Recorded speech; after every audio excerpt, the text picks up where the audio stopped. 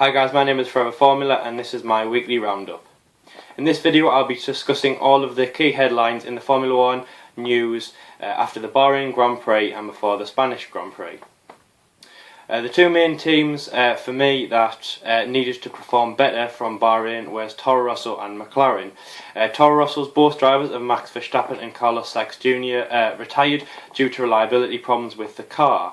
And with McLaren, Jenson Button's DNS and Fernando Alonso's 11th place is not good on any accounts, but because of McLaren, they're such a prestige team with their pedigree and history in the sport, it wasn't acceptable on any level.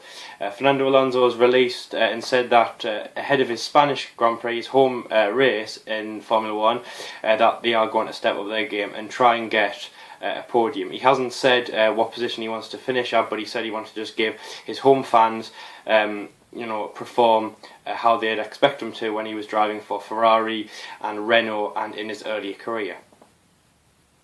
Jenson Button is also going to step up his game. A DNS in Bahrain was not good on any accounts, even though it was the reliability of the car. The MP4 3.0, which the McLaren team are definitely working on. Spain, the Spanish Grand Prix, is a time when packages for all the teams, upgrade packages, come and they can test it out on the new car. Bad or worse for McLaren, or it could be much better. Hopefully it is, and as I said on my Facebook wall for Forever Formula earlier this morning, discussing their possibility of clawing points and progression of victories in the season.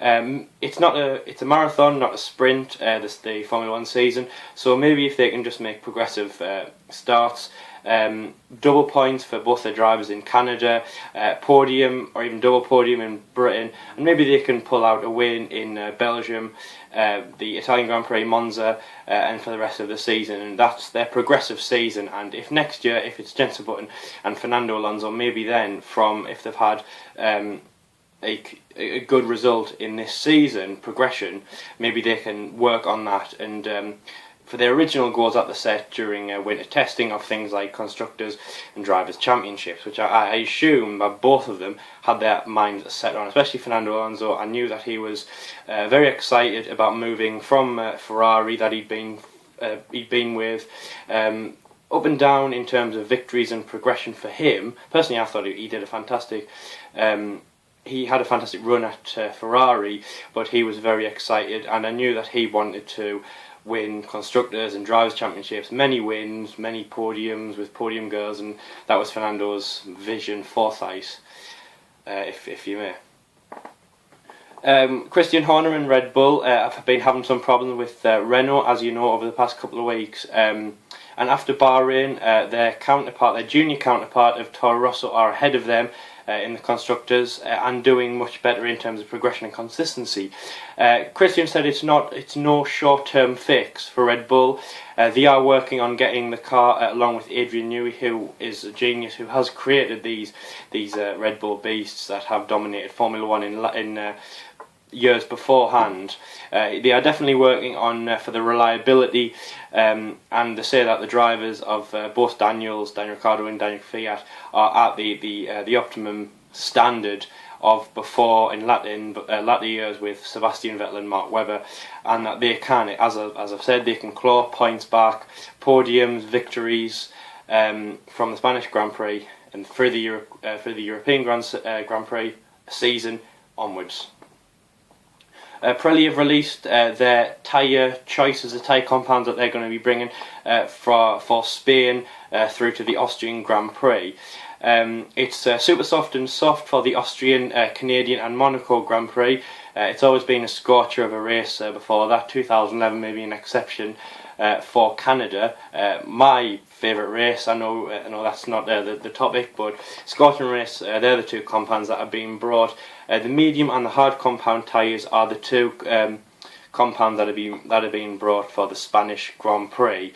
A pretty unpredictable race in terms of weather and track temperature, but Pirelli say that they are the best compounds to bring. The MP430 has been chopped down and shown in detail on the Formula 1 website. I definitely would say go and have a view at that. And the final thing in the news, which again is I think is probably the most important thing, is Mercedes, from what Lewis Hamilton said in Bahrain, or what he claimed to have said, is that he wanted to be in #1 status. A #1 driver in a team, they get the same car, but the #1 driver will get the upgrades before the #2 driver, meaning that the team believe that the #1 driver, he will succeed, he will be the most likely candidate out of the two to be on the podium, to be in the points, to win races. And that's why Lewis wanted to be in that position. A two-time world champion, many victories last year and throughout his career. That's what he wanted. Toto Wolff has come out from Mercedes and said that both drivers deserve #1 status.